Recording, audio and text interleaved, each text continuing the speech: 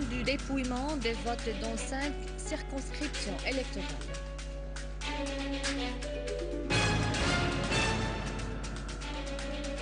El Jaferi affirme que la mission Annan poursuit son cours normal et appelle Riyad, Doha et Istanbul à arrêter leur soutien aux terroristes.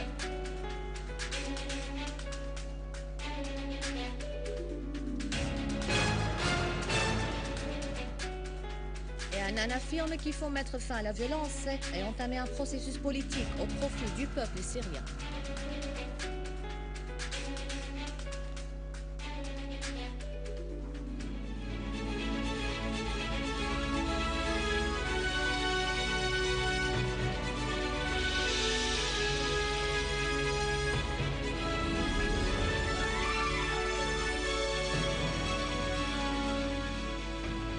Bienvenue à notre journal pour ce soir.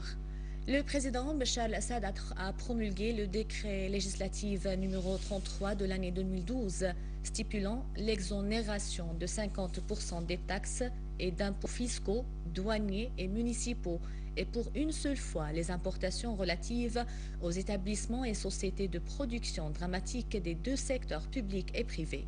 De même, ces entreprises bénéficient d'une réduction de 50% de l'impôt sur le revenu cumulé au niveau des profits sur la production et la commercialisation pour une durée de 3 ans à partir de 2012. La circonscription électorale de Damas a clôturé l'opération de dépouillement des voix puisqu'elle a envoyé son procès-verbal à la haute commission électorale. À noter que d'autres circonscriptions ont terminé hier le dépouillement des voix et d'autres s'attellent à les terminer dans les heures qui viennent. Pour le moment, la haute commission n'a reçu que des résultats de 5 circonscriptions et quand les résultats seront tous finalisés par tous les sous-commissions judiciaires, la haute commission annoncera le lieu et la date de l'annonce officielle des résultats finaux des législatives devant la presse. Et le président de la haute commission électorale, Khalaf Azzaoui, a affirmé que la commission n'a annoncé aucun résultat des élections législatives et qu'il n'existe aucune fuite de sa part. Nous allons annoncer les résultats finaux au moment où ces résultats nous parviennent de l'ensemble des circonscriptions après que les sous-commissions judiciaires aient terminé de statuer sur les recours transmis, a-t-il ajouté. Pour ce qui est du décomptage dans les 2 centres électoraux de Daharia et de Amrat dans la circonscription électorale de Hasake, la sous-commission juridique a décidé d'annuler les voix et refaire l'opération électorale aujourd'hui. La même chose s'est déroulée hier dans les 2 centres électoraux du gouvernorat de Damas.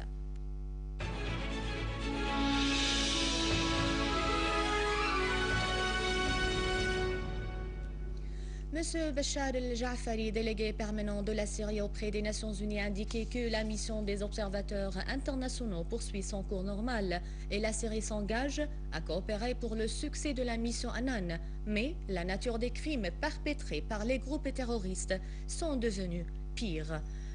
Lors d'un point de presse tenu hier à New York, M. Jafari a affirmé que la Syrie toute seule n'est pas en mesure d'assurer le succès du plan Annan car il faut que les autres pays et les parties extérieures, dont en premier lieu le Qatar, l'Arabie Saoudite et la Turquie, qui ne cessent d'apporter appui et soutien aux groupes terroristes armés, assument leur responsabilité d'arrêter l'envoi des armes et des fonds aux terroristes qui attaquent les civils, les militaires et les établissements étatiques.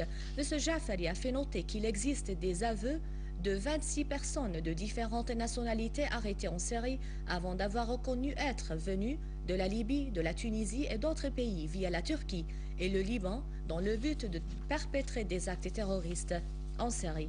M. Jafari a indiqué que les forces de sécurité syriennes avaient tué 15 éléments de ces groupes armés, salafistes et takfiristes, ajoutant « Nous parlons des faits irréfutables sur l'implication de combattants étrangers en Syrie ».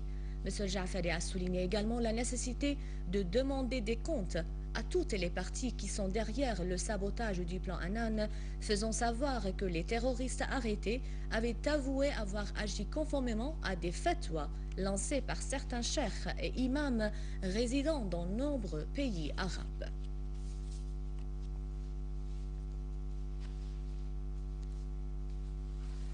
Et Kofi Annan, émissaire spécial des Nations Unies en Syrie, a indiqué qu'il faut mettre fin à la violence et débuter un processus politique crédible au profit du peuple syrien. Lors d'une conférence de presse tenue hier à Genève, M. Annan a souligné « Nous adressons nos messages non seulement au gouvernement syrien, mais aussi aux groupes terroristes armés qui doivent abandonner les armes. » M. Annan a fait savoir que toutes les parties doivent s'engager au plan des Nations Unies, garantir l'application des 6 points du plan et commencer un dialogue pour sortir de la crise. Il a aussi indiqué qu'il visitera Damas dans les prochains jours. Pour sa part, le délégué permanent de la Russie auprès des Nations Unies, Vitali Tchorkin, a affirmé que la situation en Syrie est sur la voie de normalisation d'une manière générale. Lors de son allocution devant le Conseil de sécurité, M. Tchorkin a indiqué que les choses prennent la voie positive en dépit de plusieurs entraves qui compliquent davantage la situation. Mais nous devons les surmonter. M. Tchorkin a aussi souligné que le déploiement des observateurs internationaux en Syrie se fait graduellement et en toute efficience.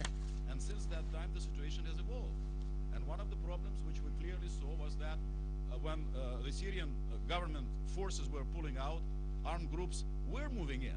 So that was there was a need, still is, to address. Et le chef de la diplomatie chinoise, Yang Jiechi, a déclaré que la position de son pays vis-à-vis de la Syrie est constante et claire et qu'elle soutient toute solution qui sauvegarderait les intérêts essentiels du peuple syrien et qui serait acceptée par tous les partis. Yang a affirmé que la Chine est attachée à poursuivre son rôle positif et à contribuer à résoudre la crise syrienne d'une manière intègre, pacifique et adéquate. Le ministre chinois a également précisé que les efforts de l'envoyé onusien en Syrie Kofi Annan constituent une issue pratique à la crise. Yang a également appelé toutes les parties en Syrie à respecter leurs engagements quant à l'arrêt des violences, le soutien de la mission des observateurs et la création d'une ambiance adéquate pour le lancement d'un processus politique global.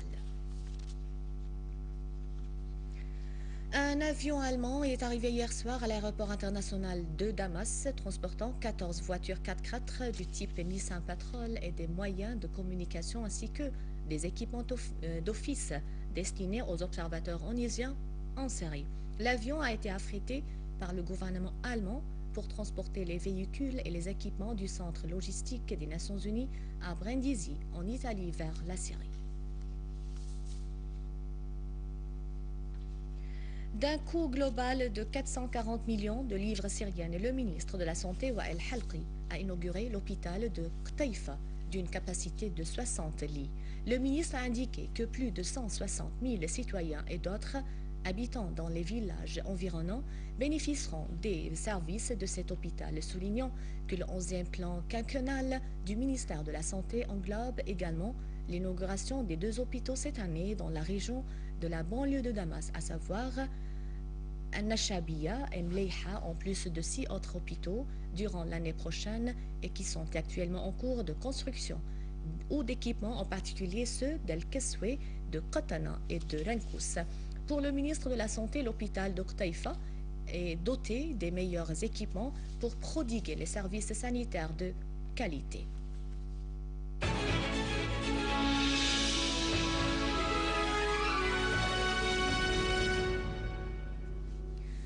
Le centre numérique francophone basé à Damas accueille un exposé visant à mettre en exergue l'importance et les caractéristiques de la calligraphie arabe.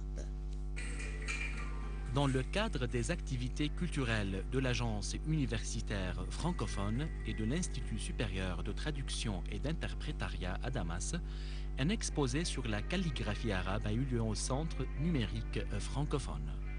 L'auteur de l'exposé, Mme Randa Abbas, a mis l'accent sur l'art de la belle écriture qui se caractérise par le symbolisme des lettres et le développement de l'expressivité du texte illustré.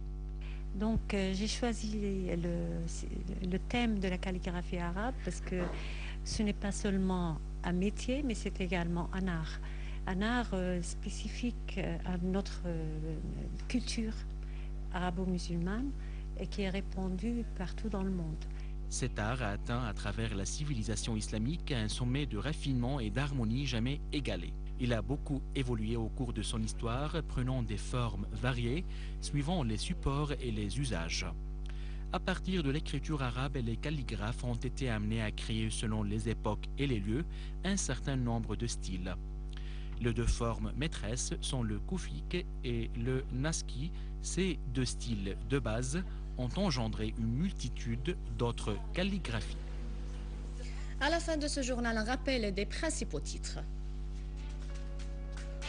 Fin du dépouillement des votes dans 5 circonscriptions électorales.